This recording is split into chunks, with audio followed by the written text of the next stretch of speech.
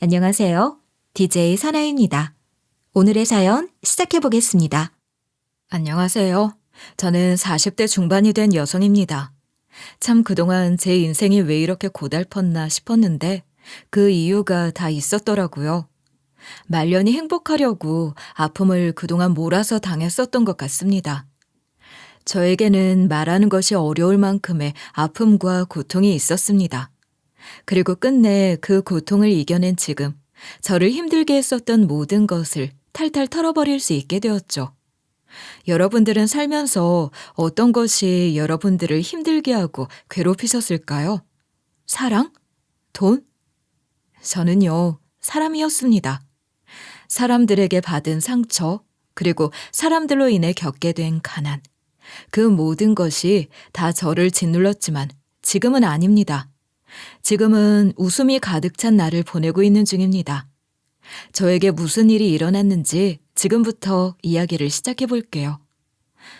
여러분들은 어디서 첫 울음소리를 내셨을까요? 보통은 산부인과 분만실에서 첫 울음소리를 우렁차게 뽐내시겠죠. 그게 이상한 일도 아니고요. 하지만 전 조금 달랐습니다. 저는 단칸방 이불보 위에서 태어났거든요. 참 기가 막히죠? 제가 나이 70, 80을 먹은 사람도 아니고요.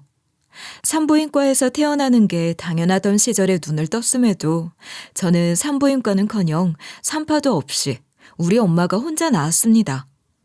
우리 엄마가 진통으로 소리를 고래고래 지를 때 집주인 아줌마가 놀라서 출산을 도와주었다고 하더라고요. 전문가 하나 없이 아이를 이불보 위에서 낳았으니 어찌 보면 제가 살아있는 게 기적일 수도 있다고 생각합니다. 위험하고 또 위험한 일이었으니까요. 우리 엄마는요, 19살에 절 낳았대요. 그래서 산부인과에 가지 못했을지도 모르겠네요. 제가 어릴 때는요, 우리 엄마의 나이가 어리다는 생각도 전혀 못했었어요.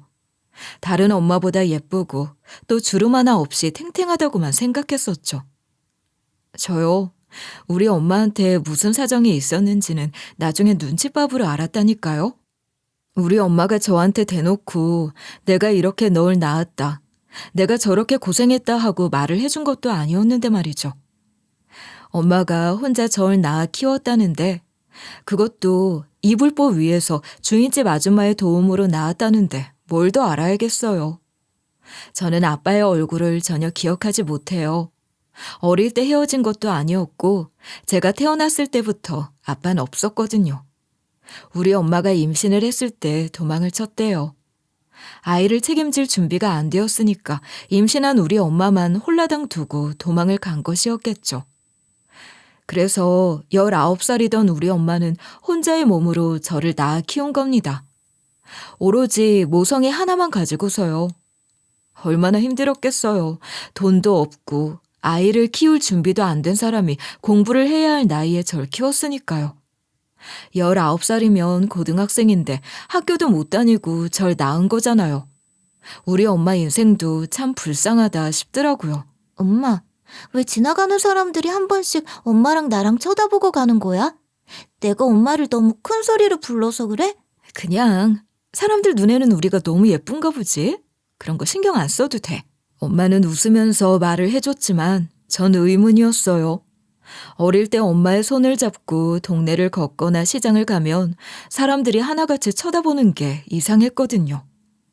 처음엔 우리 엄마가 다른 엄마들보다 젊고 예뻐서 그런 건 줄 알았는데 나이가 조금씩 더 들면 들수록 그 쳐다보는 시선이 곱지 않다는 것을 알았죠.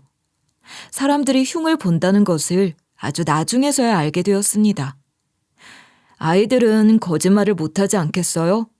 제가 놀이터에서 신이 나게 놀고 있으면 또래 애들이 슬쩍 저에게 다가와서는 흙을 발로 퍽퍽 차면서 놀려대기 시작했어요. 어른들이 본 흉을 애들이 그대로 흉내내는 것이었죠. 야야, 너네 엄마가 너 사고 쳐서 낳은 거라며? 너네 엄마 나이가 아직 30살도 안 먹었다며? 사고 쳐서 나온 게 뭔데? 아무튼 안 좋은 거잖아. 그리고 너 아빠도 없다며. 애비도 없대요. 애비도 없대요. 우리 아빠는 나 로봇도 사주고 통닭도 사주는데 넌 아빠 없어서 그런 것도 못 얻어먹지? 제 앞으로 사고라고 부르자. 사고래요. 사고 쳐서 생긴 거래요. 저는 동네 아이들에게 니들이 무슨 상관이냐고 소리를 쳤지만 엄청나게 큰 상처를 받았습니다. 저의 별명은 사고였어요. 1명, 2명 그렇게 부르기 시작하더니만 저의 얼굴을 아는 애들은 전부 절 사고라고 불렀습니다. 어른들의 말 한마디가 얼마나 제 가슴을 후벼 팠는지 모르겠어요. 오죽하면 그 어린 마음에 분해서 우리 엄마를 찾아가 사고 친 게 뭐냐고, 나 정말 사고로 생긴 아이냐고 따져 물었다고 호되게 혼이 나기도 했습니다. 우리 엄마는 얼마나 큰 상처를 받았을까요? 어떻게 낳은 딸인데 사고 쳤냐는 소리를 제 입으로 하고 있으니 말입니다. 하지만 저 역시 나름 억울했어요.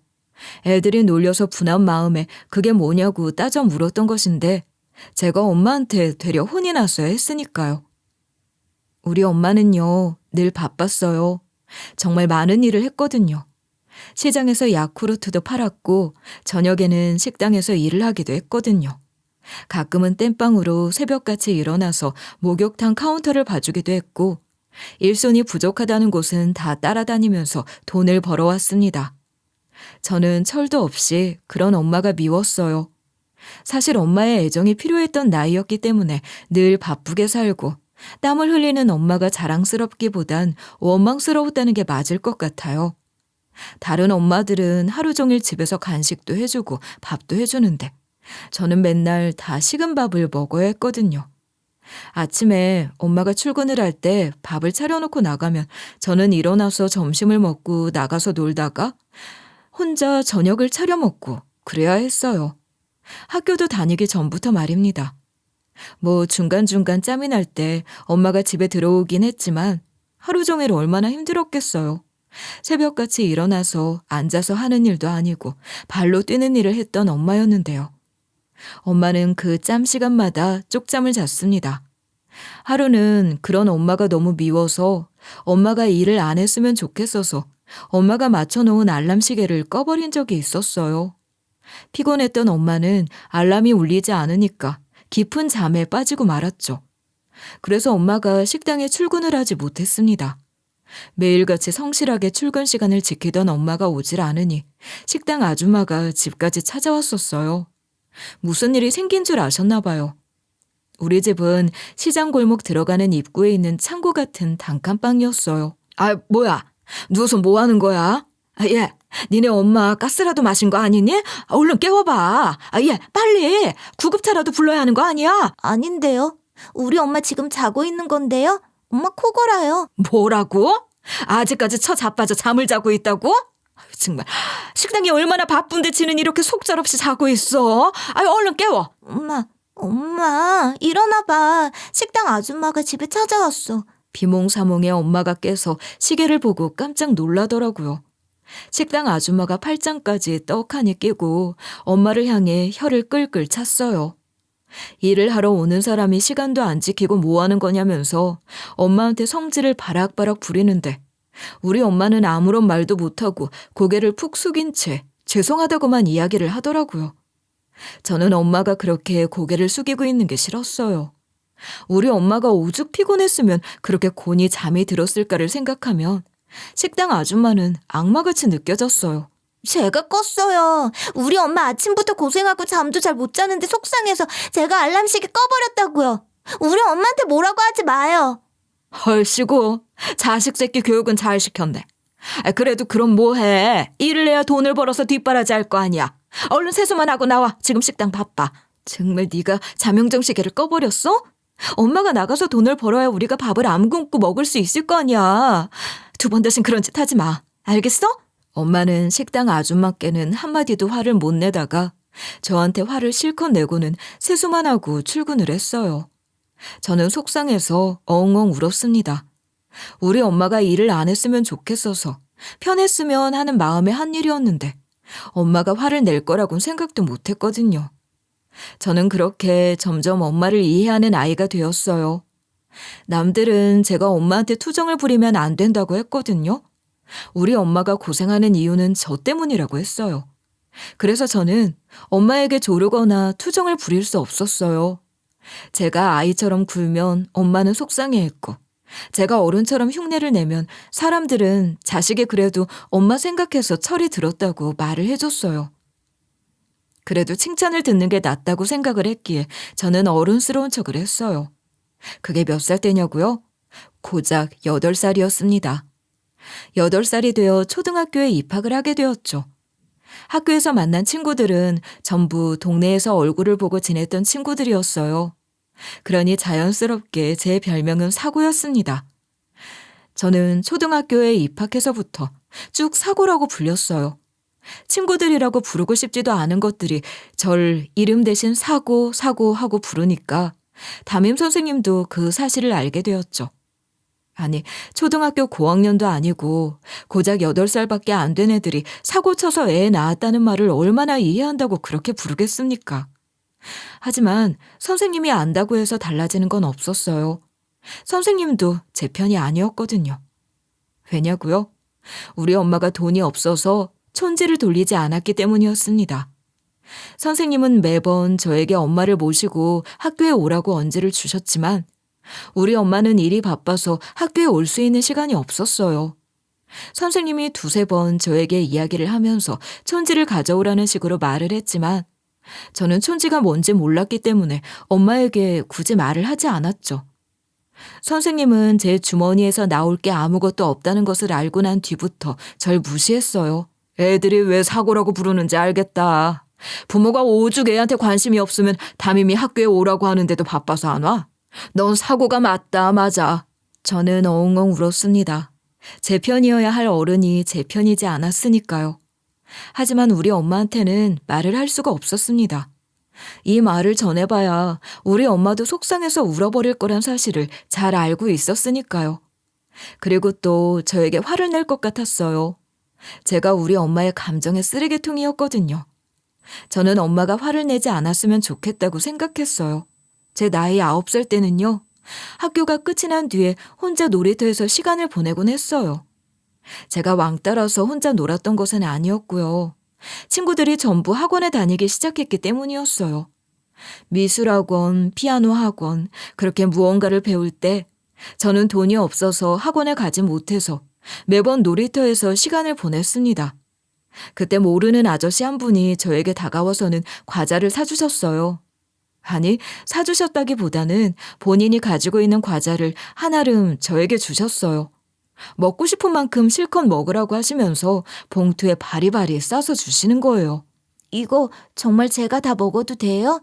친구들이랑 안 나눠 먹고 저한테 다 주시는 거예요? 예뻐서 주는 거니까 집에 가져가서 엄마랑 나눠 먹고 그래. 알았지?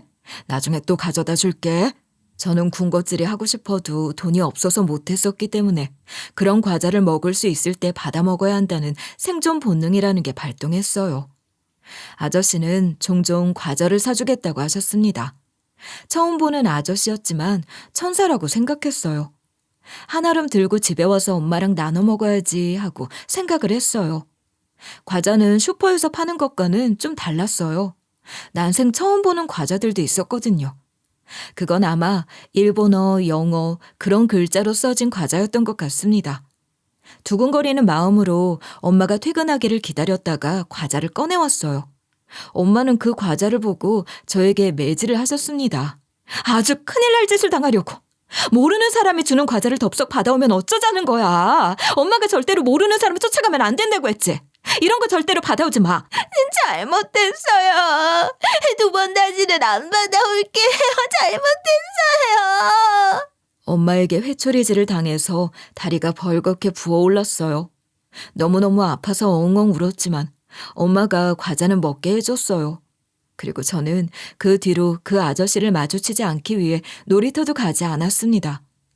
나중에 학교에서 들었는데 그렇게 과자로 유인해서 납치해가는 일이 있다고 하더라고요.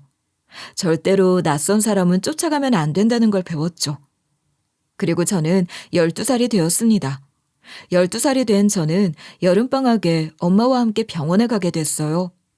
엄마가 자꾸 소화가 잘 안 된다고 병원에 가야겠다고 해서 나들이 겸 따라 나섰죠.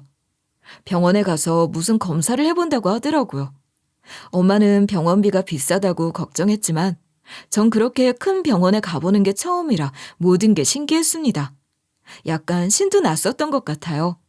엄마랑 병원에 간 전 가는 길에 사고가 나게 되었습니다. 설레이는 마음에 얌전하게 행동하지 못한 벌을 받은 거죠. 횡단보도에서 신호등의 불빛이 파란불로 바뀌자마자 뛰쳐나간 전 노란불에 속도를 줄이지 않고 달려오는 차에 치이게 되었습니다.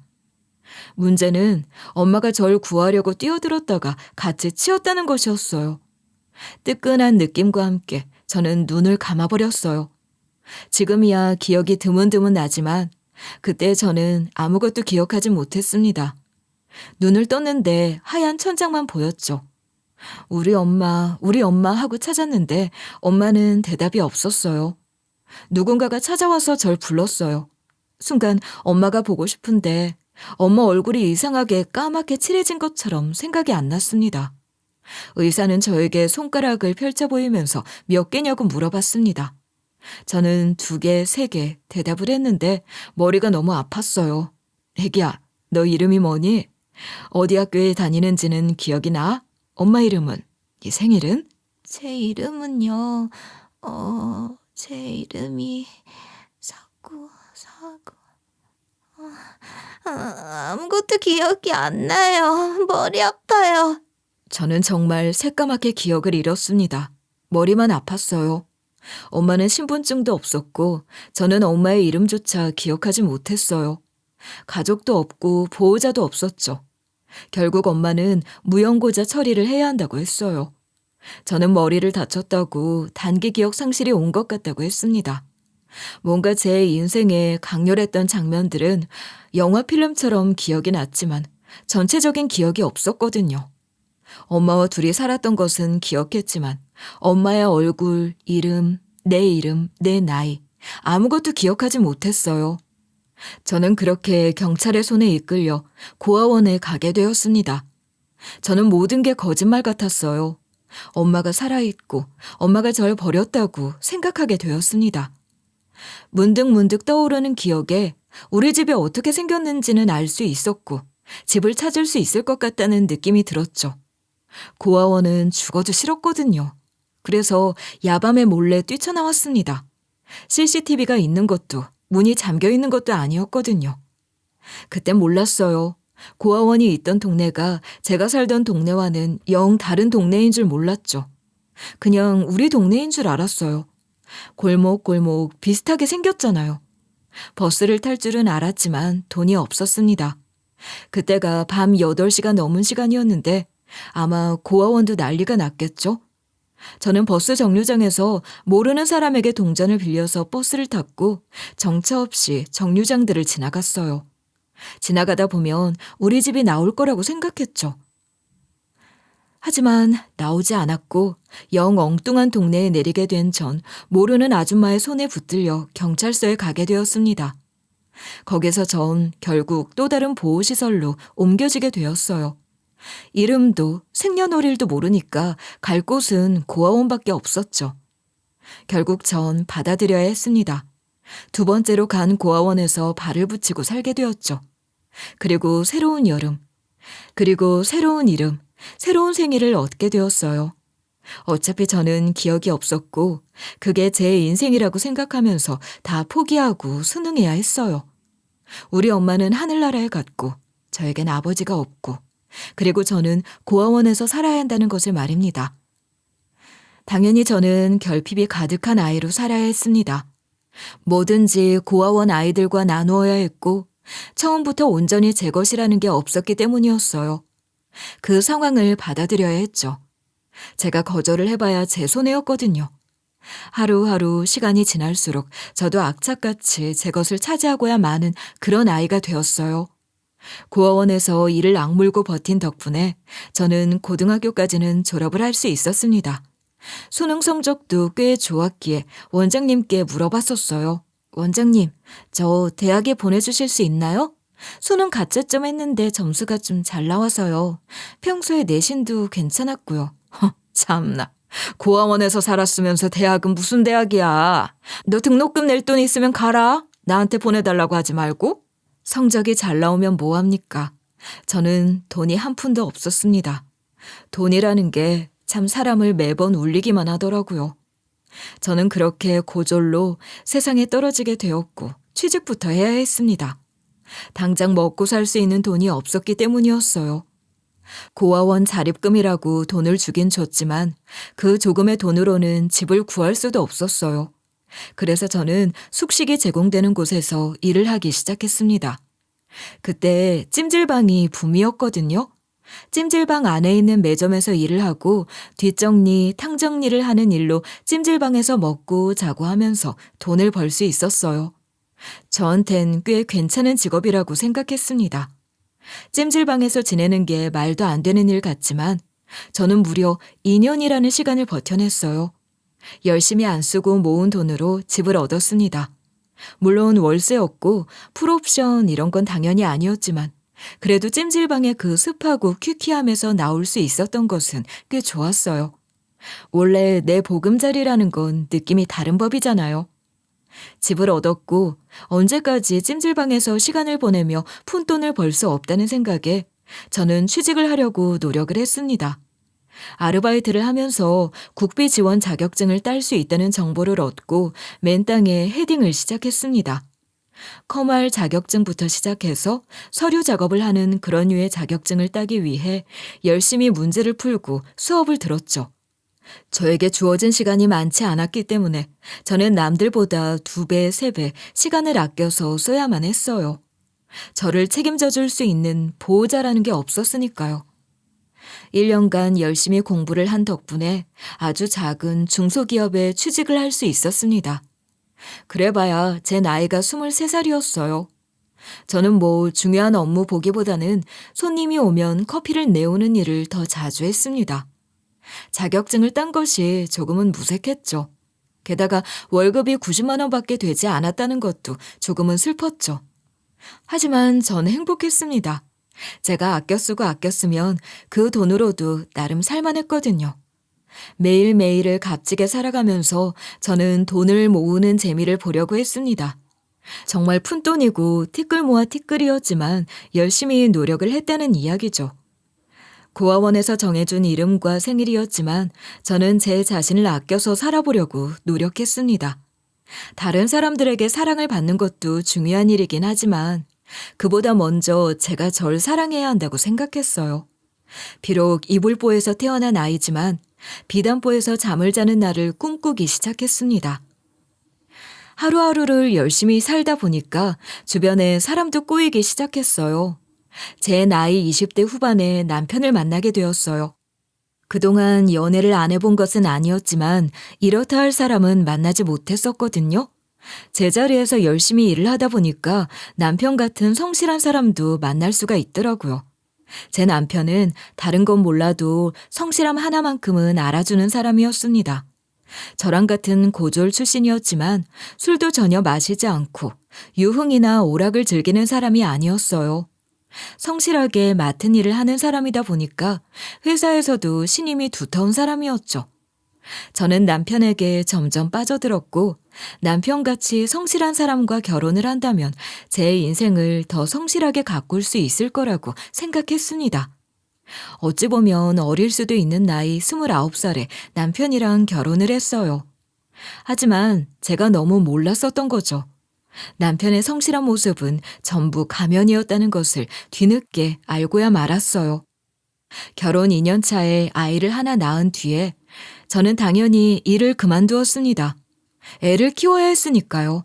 그런데 제가 일을 관두고 집에서 집안일만 하기 시작하니까 남편이 점점 이상해짐을 느끼게 되더라고요. 아이씨, 돈도 안 벌어오는 게 왜 자꾸 생활비를 달라고 그래, 어?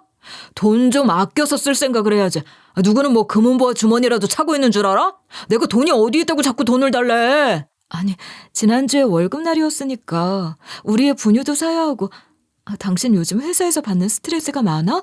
말이 점점 험해지는 것 같아. 너 무슨 온실 속에 화초로 자랐냐? 고아원 출신이라며. 근데 고작 이런 말투 가지고 험해지네 뭐네 그딴 소리 하고 있는 거야? 아유, 요즘 고아원 좋은가 보다. 편하게 살았는가 봐. 무슨 말을 그렇게 해. 돈 없으면 어쩔 수 없지. 일단 옆집 가서 좀 빌려야겠다. 쪽팔리게, 어디 분유를 빌려. 너 뭐 니네 남편 돈 흥청망청 쓰는 망난이라고 소문낼 일이냐? 저는 이도 저도 못하고 발만 동동 굴러야 했죠. 당장 떨어진 분유를 어디서 채워야 하나 싶었어요. 그래도 남편이 가장이니까 힘들게 벌어온 돈이니까 아껴 쓰려고 했지만 아이에게 들어가는 돈은 날이 가면 갈수록 늘어나기만 했습니다. 결혼 5년 차. 어느 날부터 남편이 회사에 나가지 않기 시작했어요. 여보, 요즘 왜 출근을 안 해? 무슨 일 있는 거 아니지? 휴가라도 몰아서 낸 거야? 누가 휴가를 2주일씩이나 주냐? 회사 그만뒀어. 딱 보면 몰라? 뭐라고? 아니 말도 없이 회사를 그만두면 어떡해. 그런 중요한 결정을 할 땐 나랑 상의라도 하고 결정을 했어야지. 네가 회사 생활에 대해서 뭘 안다고 상의를 한 해 만에 그런 소리를 해. 넌 모르면 그냥 가만히나 있어. 내가 결정을 했는데 왜 네가 말을 얹고 그래?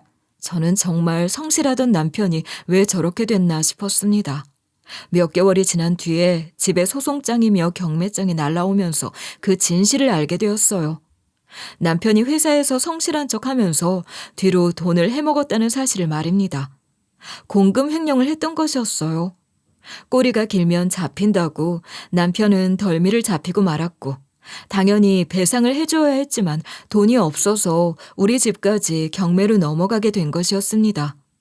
겨우겨우 대출까지 받아서 산 집이었는데 대출금을 갚기는커녕 홀라당 넘어가게 생긴 거죠. 당연히 돈은 없고 집에서 쫓겨나게 됐고 제가 비빌 친정이 있는 것도 아니었으니 막막했습니다.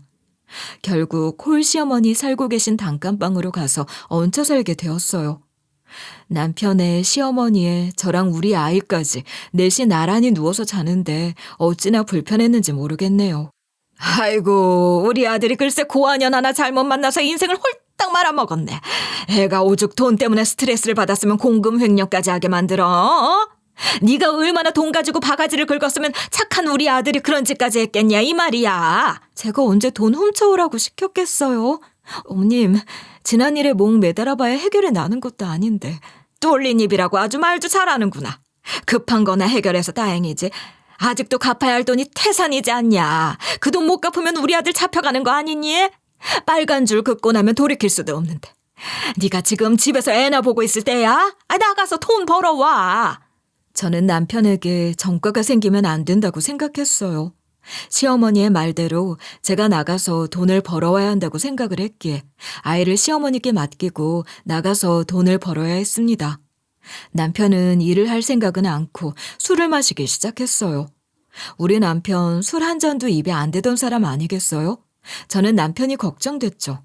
여보, 안 먹던 술을 뭐 이렇게 많이 마셔. 술 먹지 마. 그러다가 건강이라도 상하면 어쩌려고 그래. 참견하지 말라고. 나 원래 술 좋아해. 술 없이 못 살던 사람이야.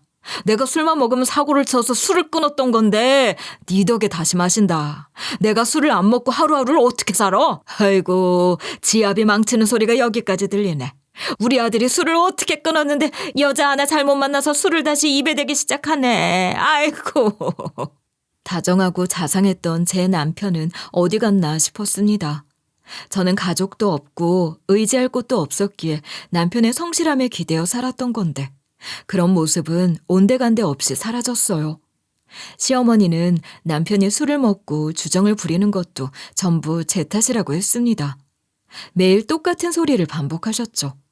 고아년이 우리 아들 인생 망쳐놨다고 신세한탄을 하셨어요. 남편은 술만 마시면 성격이 급변했고 집안의 물건을 다 부수기 시작했습니다. 진짜 웃긴 게 TV나 냉장고 같이 비싼 건 안 부시더라고요. 우리 아이에게 삿대질을 하면서 화풀이를 하는 건 정말 못 참겠더라고요. 너 새끼만 아니었으면 내가 진즉에 이혼을 했지. 고아년 뭐가 이쁘다고 결혼까지 해서 내가 이따위로 사는지 모르겠다. 어머님, 좀 알려주세요. 그래도 저 사람이 어머님 말은 듣잖아요. 괜히 끼어들었다가 뺨 맞을 일 있니? 저러다가 더 취하면 잘 거니까 그냥 냅둬라. 시어머니도 술 취한 남편이 무서운 건지 모른 척을 했죠. 그 화는 고스란히 제가 다 받아야 했어요. 단칸방이라 도망칠 곳도 없었어요. 남편은 스트레스를 저에게 풀었고 술 심부름도 매번 시켜댔습니다. 거기다가 돈이 없어서 술을 못 사온다고 그러면 저에게도 손찌검을 했어요. 강도는 점점 심해졌습니다. 제가 남편이랑 살고 있는 건지 날강도랑 살고 있는 건지 모를 지경이었죠. 처음에는 술이 깨고 나면 저한테 무릎을 꿇고 빌었었어요. 여보, 이 얼굴 내가 이런 거야? 내가 진짜 잠시 미쳤었던 것 같아. 2번 다신 안 그럴게. 후시전 어딨지? 내가 약 발라줄게. 정말 미안해. 내가 미친놈이야. 미안해. 남편은 눈물까지 글썽이며 저에게 미안하다 했고 저는 그래도 반성하는 남편을 믿고 하루 이틀 넘어갔어요. 그런데 날이 가면 갈수록 빈도는 잦아지고 미안하다는 말도 하지 않더라고요. 제발 그만 좀 해. 나도 미치겠어. 왜 이렇게 날 사지로 몰고 가는 거야? 나도 힘들어. 나한테 손 올리지 마. 누구 때문에 이 사달이 났는데. 네 년이 숨만 쉬어도 내가 화가 난다고. 너 때문에 내가 이렇게 괴팍해진 거 아니야. 어? 네가 잘하면 내가 왜 화를 내겠어? 남편은 피해자인 제 탓을 하기 시작했어요. 지옥 같은 시간을 버티며 남편이랑 산 게 10년입니다. 10년. 29살에 결혼해서 39살이 될 때까지 점점 남편은 괴팍해지고 절 힘들게 만들었어요. 왜 도망칠 생각을 못했냐고요? 그러게요. 그 환경에 익숙해진 탓이었을까요? 탈출하고 싶은 마음도 있었지만 경제적으로 아무것도 가진 게 없었습니다. 제가 번 돈으로 시어머니, 우리 아이, 남편 술값 전부를 내야 했는데 모은 돈이 어디 있겠어요. 그렇다고 애를 두고 가겠어요? 애를 고아원에 맡기겠어요. 저는 그런 짓 절대로 못하겠더라고요. 버티고 버티다 보면 좋은 날이 올 거라고 생각했어요. 그러던 어느 날 남편은 유독 더 심하게 술을 마셨고 저에게 어김없이 손을 올리기 시작했어요. 나는 뺨을 두어 대 갈겨 맞았을 때 코밑이 뜨끈해지는 것을 느꼈습니다. 우리 아이는 이 모든 광경을 보고 자지러지게 울었어요. 엄마 피나. 어떡해. 아빠 제발 그만해. 엄마 피나잖아. 이게 어디서 큰 소리야. 당장 그 입 안 다물어? 남편이 눈에 보이는 게 없는지 놀라서 경기를 일으키며 우는 우리 아이한테도 손을 올리는 게 아니겠어요? 저는 당연히 온몸으로 우리 아이를 감싸며 막아섰어요. 남편은 저에게 비키라고 당장 나오라고 발길질까지 시작을 했습니다. 정말 더 이상은 참을 수 없었습니다. 다른 건 몰라도 우리 아이한테 이러는 건 참을 수 없었어요. 전 그대로 무슨 힘이 났는지도 모르겠지만 웅크려 울고 있는 아이를 한 팔로 번쩍 들고선 맨발로 경찰서를 향해 달려갔습니다. 초인적인 힘이기도 했지만 우리 아이가 하도 못 먹어서 몸이 마른 것도 있었어요. 뒤에서 시어머니와 남편이 소리를 치며 잡히기만 해봐라 하고 이를 가는 소리가 들렸지만 저는 언덕을 기다시피 올라 울면서 경찰서로 달려갔습니다. 초인적인 힘이기도 했지만 우리 아이가 하도 못 먹어서 몸이 마른 것도 있었어요. 뒤에서 시어머니와 남편이 소리를 치며 잡히기만 해봐라 하고 이를 가는 소리가 들렸지만 저는 언덕을 기다시피 올라 울면서 경찰서로 달렸습니다. 남편은 절 뒤쫓아왔지만 술에 취해서 비틀거리다가 자빠지더라고요. 거리는 점점 벌어졌고 남편에게 잡히기 전에 저는 경찰서에 들어갈 수 있었습니다. 코피를 줄줄 흘리면서 아이까지 한 손에 안고 들어오니까 경찰들도 보통 일이 아니구나 하는 표정을 지었습니다. 모포로 저를 감싸주고는 여경이 안쪽으로 자리를 마련해 주었고 혹시 몰라서 경찰서 입구를 다른 경찰이 지키기 시작했어요. 뒤를 쫓아오시는 분은 없으셨어요? 무슨 일이 있으셨는지 천천히 말씀 한번 해보시겠어요? 생년월일하고 이름도 알려주세요. 여기 물티슈요. 코피를 좀 닦으셔야 할 것 같아서요. 감사합니다. 정세이고요. 생일은 3월 17일입니다. 남편이 저에게 손을 올리고 아이한테까지 그러려고 하길래 도망쳤어요. 눈물도 뚝 멈추더라고요. 경찰서라는 곳이 꽤 안정감을 주는 곳이었어요. 생년월일 이름을 말을 하고 준 물티슈로 코피를 닦아내고 있었는데 여경이 제 얼굴을 빤히 보더니만 갸우뚱하는 겁니다. 피해자분 성함이 정세희 씨고 생년월일이 3월 17일 맞아요? 네, 맞는데요.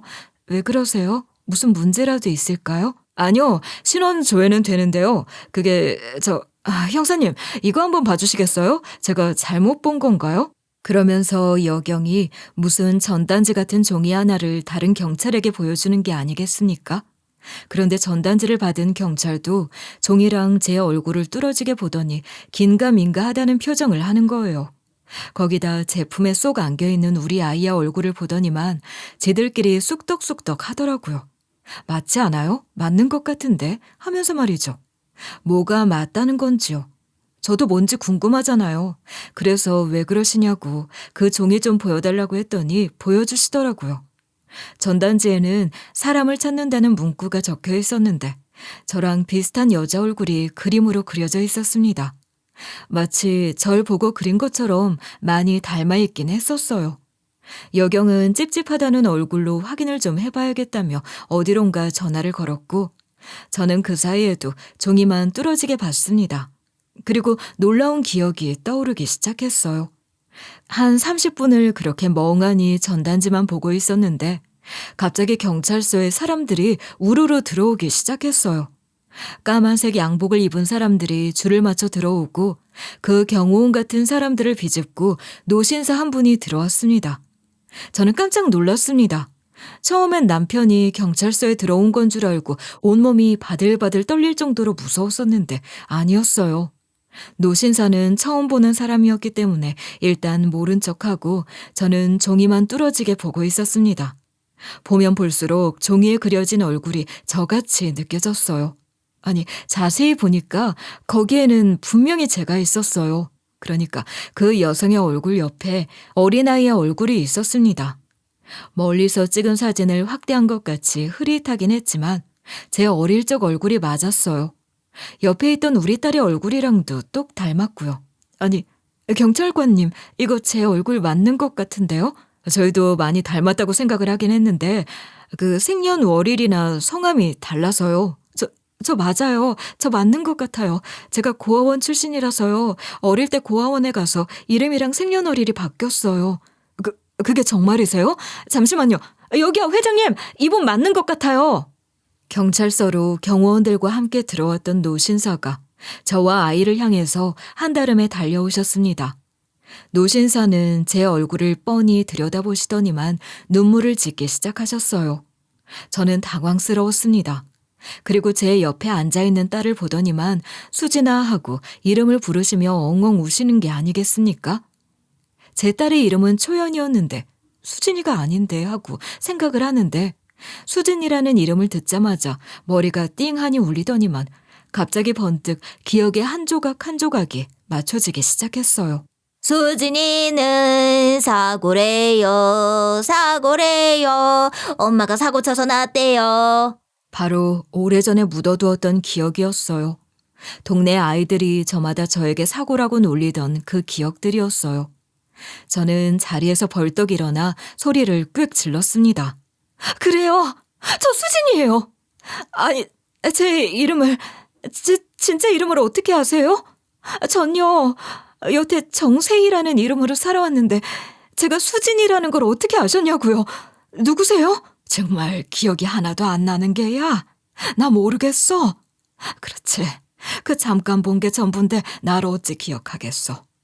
내가 수진이 어릴 때 과자도 사줬었는데 과자 사준 아저씨 기억 안 나? 놀이터에서. 과자요? 아니요. 저 어릴 때 사고를 당한 이후에 기억이 잘 없어요. 놀이터에서 과자를 사준 아저씨도 제가 기억을 할 리가 하는 순간 또 한 번 머리에서 기억이 번쩍 떠올랐어요. 어릴 때 놀이터에서 만난 모르는 아저씨가 저에게 주었던 일제 과자, 미제 과자가 딱 떠오른 겁니다.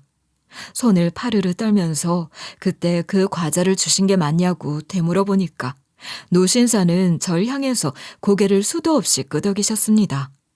전 혼란스러웠어요. 과자 한 번 얻어먹고 엄마한테 호되게 혼난 뒤로 한 번도 마주친 적이 없었던 아저씨인데 그 아저씨가 어떻게 제 어린 시절 사진을 가지고 있고 또 저를 찾으려고 이런 전단지까지 만들어서 경찰서에 뿌린 건지 이해가 가지 않았습니다. 저를 어떻게 알고 찾은 건지 궁금한 거 투성이었어요. 그 과자 한 번 준 걸로 절 이렇게 찾으셨다고요? 전단지까지 만들어가면서? 말이 안 되잖아요. 어릴 때 사진 한 장으로 성인이 된 모습까지 그려가면서 내 핏줄인데 당연히 찾아야지. 내 하나뿐인 핏줄인데. 아이고, 수진아. 네가 내 손녀딸이다. 네 엄마가 내 딸이다 이 말이야.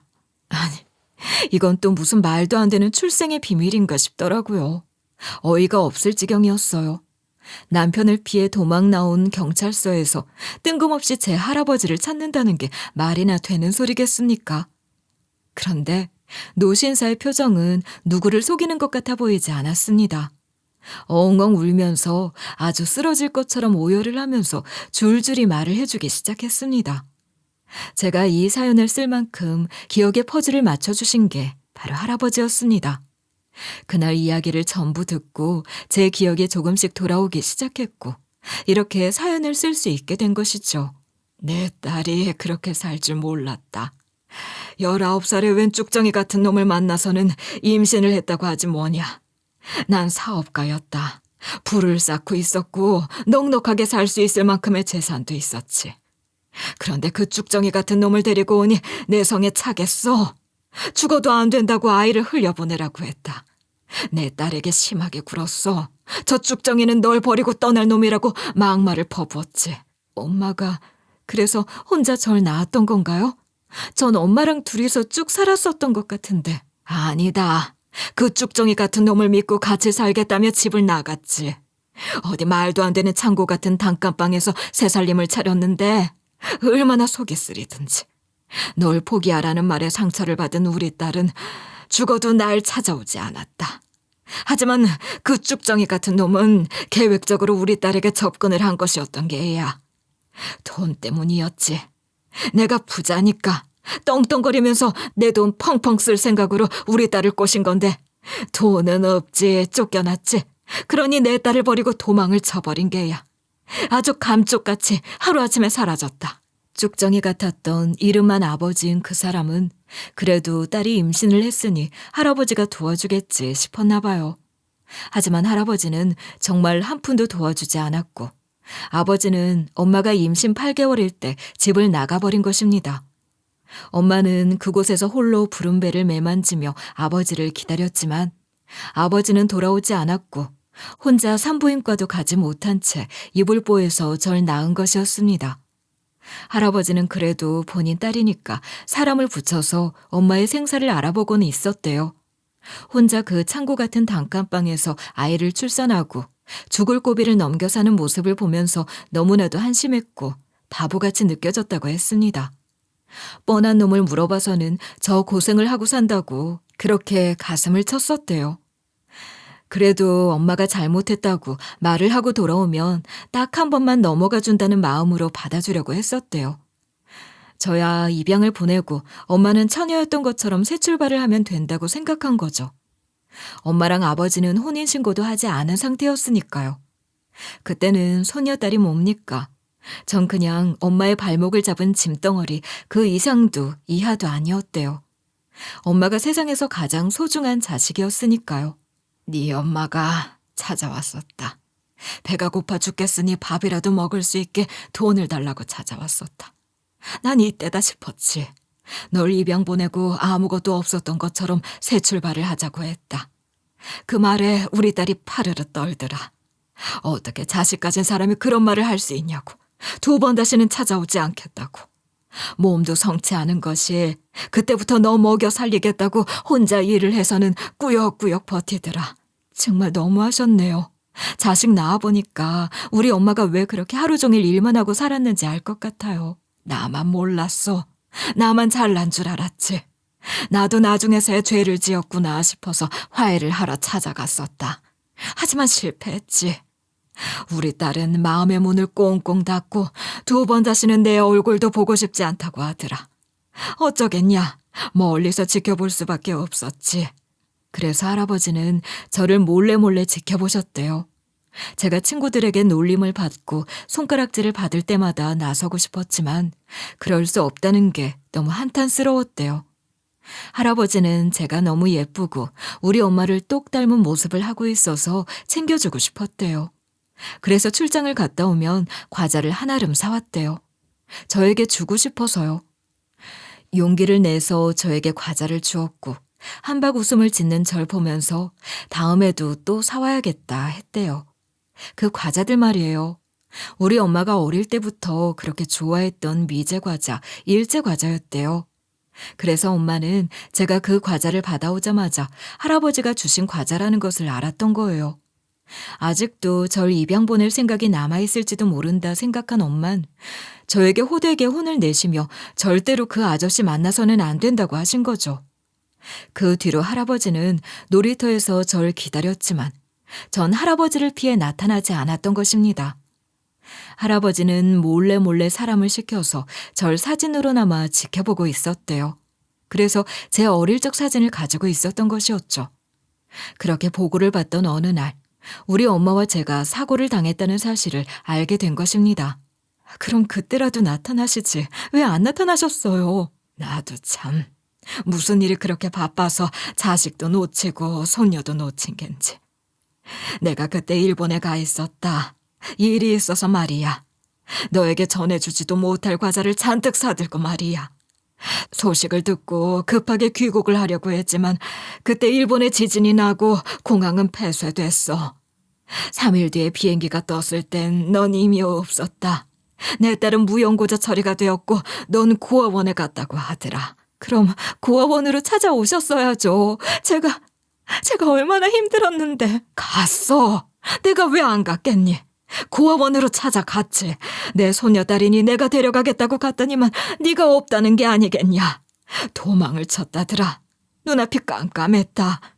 그 어린 것이 고아원을 나와 어디로 가서 무슨 생활을 하게 될지 막막했어. 그래서 수소문을 했다. 널 닮은 애를 찾기 위해 그때부터 전단지를 돌린 게야.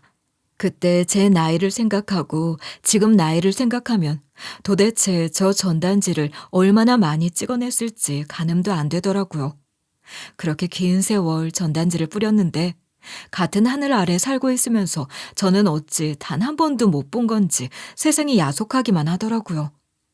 제가 고아원에서도 도망을 치지만 않았더라면 제 인생은 지금과 완전히 달랐을 수도 있었을 텐데 제가 제 욕심에 두려움에 도망을 치는 바람에 일이 전부 꼬인 것이었습니다.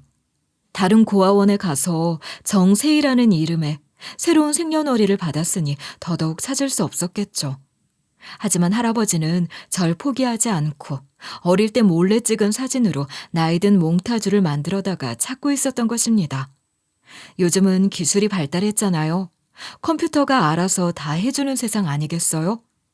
예전처럼 사람이 그리는 것보다 훨씬 정교하고 정확하게 미래 모습을 그려냈고 하필 딱 오늘 경찰이 절 알아본 것이었습니다. 무엇보다 저의 어릴 적 사진이 지금 우리 딸이랑 똑 닮기도 했고요. 경찰이 연락을 한 덕분에 할아버지께서는 한달음에 절 찾으러 경찰서에 달려오신 겁니다. 내가 이 나이 먹도록 제일 후회하는 일이 그거야. 밥 좀 먹게 해달라고 우리 딸이 찾아왔을 때 내 소녀 못 알아보고 치우라고 한 거. 입양 보내고 새 출발하면 된다고 한 거. 그게 내 인생의 천추의 한이야. 내가 미안하다. 그렇게 쫓아냈으면 안 되는 건데 내가 잘못했어. 아이고, 내가 잘못했다. 할아버지는 그 쭈글쭈글한 손으로 제 손을 꼭 붙잡고 우셨습니다. 코끝이 찡해지며 저도 눈물이 나왔어요.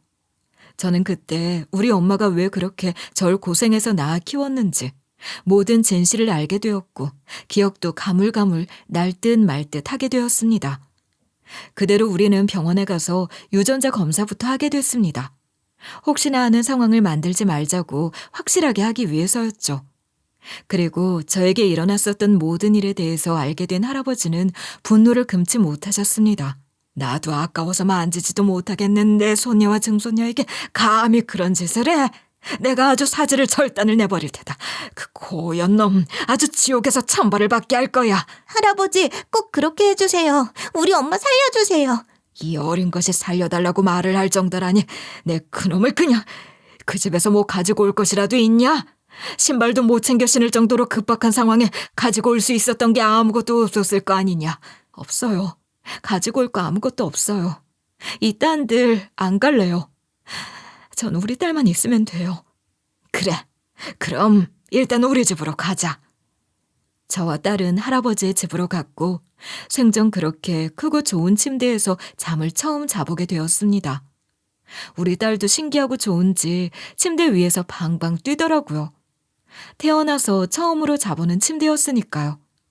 끝끝내 비단보에서 자겠다는 제 소원이 이루어지게 되었죠. 꿈도 안 꾸고 푹 자고 일어났더니 다음날 식탁에 뜨끈한 밥까지 차려져 있더라고요. 집에서 일하시는 분이 있대요. 그러면서 웬 남자 하나를 부르셨더라고요. 그 남자는 본인이 변호사라고 말을 했습니다. 여태 네가 당했던 것들 여기에 빠짐없이 다 적어라. 뭐부터 적어야 할지 막막해서 멍하니 흰 종이를 바라보고 있는데 우리 딸이 할아버지를 향해서 하나둘 이르기 시작했어요. 우리 엄마 코피도 났어요. 아빠가 그랬어요. 이 작은 얼굴에 어디 손댈 곳이 있다고 그런 짓을 해. 못난 놈. 김 변호사 들었지? 아주 초박살을 내야 할 것이야. 다행히 경찰서로 도망을 가면서 경찰이 찍어둔 사진도 있었고 그동안 병원 가서 연고를 받은 것부터 자료가 조금 있긴 했습니다. 할아버지는 아주 아작을 내버리겠다고 일을 가셨어요. 대충 이 정도만 적어도 충분할 것 같아요. 짜잘하게 있었던 일들을 전부 기억하기엔 너무 많아서요. 길 가다가 넘어져서 다친 것도 기억이 나는 마당에 얼마나 그런 일이 자주 있었으면 기억도 못할고. 감히 내 소녀를 건드려? 김 변호사, 누구보다 빠르게 소송장을 써놓아. 그리고 다른 변호사들도 불러 이혼도 시켜야 하고 그 인간 깜빵에 넣을 죄목 하나하나 다 따져야 하니까 말이야. 할아버지는 무려 6명의 변호사를 고용하셨습니다. 돈도 없고 빚만 잔뜩이었던 남편놈은 소송장을 받고 할아버지가 고용한 변호사 사무실을 찾아가서는 윽박을 질렀다고 하더라고요.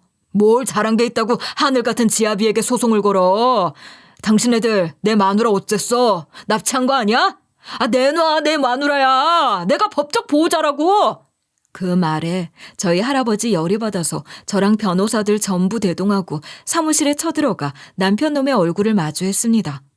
변호사와 대화를 하며 대충 상황이 어떻게 돌아가는지 파악을 한 남편놈은 갑자기 가면을 쓰고 저에게 사근사근 말을 하더군요. 처음 만났을 때 성실한 척했던 것처럼 말입니다. 이렇게 든든한 처가가 있었으면 미리 말을 했어야지. 그걸 왜 꽁꽁 숨겨놨었어? 역시 여보가 복덩어리라니까. 내가 아이 아빠고 이 옆편 내 남편이니까 우리 빚만 좀 갚아주셔. 빚만 없어도 세상 살만하다니까요. 빚 갚아달란 소리하고 자빠졌네. 내가 너한테 줄 수 있는 건 말이야. 소송장이 전부다. 평생 사죄를 하고 살아도 모자랄 판에 어디서 배짱이야. 무릎을 꿇고 빌어도 2다리 댕강 잘라버리고 싶은 마당에 말이야. 그 전에 감옥부터 갔다 와야겠지? 할아버지께서는 실컷 약을 올리시며 소송장에 이혼 소장까지 들이미셨습니다. 남편놈 그동안 나쁜 손버릇을 행했던 기록에 불법적인 횡령 때문에 진 빚까지 전부 합쳐지면서 재기가 가능한 상태가 아니었죠. 그놈 저에게 일삼던 못된 손버릇으로 인해서 결국 감옥에 가게 되었습니다. 지 아들 감옥에 갔다고 이를 갈던 시어머니께서는 저희 딸을 가지고 난리를 치셨죠. 이 아이 네 딸 아니다. 우리 집안 핏줄이다. 내가 키울 테니까 넌 양육비나 줘. 내 소녀딸 내가 키우마. 싫어. 나 할머니 따라가기 싫어. 엄마랑 할아버지랑 살 거야. 아빠 나한테도 발차기 하려고 했었단 말이야. 나 엄마 따라갈래. 당연하지. 내가 널 뺏길 줄 알고? 죽어도 안 돼.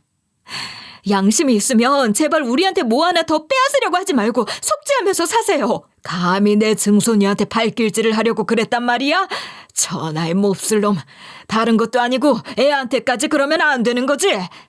할아버지는 온몸을 부들부들 떠셨고 결국 시어머니께도 소송장을 보냈습니다. 지성인들은 법대로 해결하는 거래요. 시어머니도 저에게 위자료를 주게 되었습니다. 10년간 부양했음에도 제 편 한 번을 안 들어주고 부려먹기만 한 것을 시집살이로 볼 수 있다더라고요.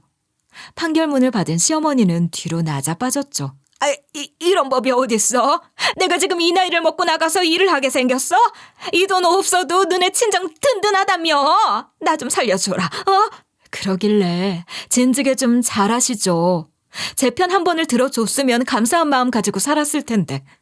저요, 피도 눈물도 없어요. 돈 다 내놓고 가세요. 김 변호사, 이 인간들 접근 금지 신청인지 뭔지 그것 좀 해놔. 허구한 날 저 역겨운 얼굴 들이미는 거 더 이상은 못 봐주겠네. 저는 이혼 소송도 이기고 남편 놈 감옥에도 보내버렸습니다. 가정에서 일어난 문제를 당시 사회에서 심각하게 다루고 있었기에 가능한 일이었습니다. 할아버지께서는 본인이 가진 재산의 일부를 증여해 주셨습니다. 우리 딸한테도. 그래도 증손녀에겐 아픔 없이 행복만 주고 싶다고 말 얹지 말라 하시며 증여를 해주시는데 전 너무 감사할 따름이었습니다. 할아버지께서는 앞으로도 본인이 살아있는 한 그 인간들이 해코지 못하게 만들어주겠다고, 본인이 가진 모든 것을 다 쏟아부어 지켜주겠다고 약속까지 해주셨고, 저는 눈물만 흘렸습니다.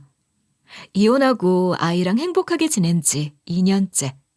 우리 할아버지 나이가 들어서 몸이 조금씩 고장이 나고 있는 와중에도 제 걱정에 눈을 못 감으시는 중인데 마지막까지 제가 잘 모시고 효도를 하고 싶습니다.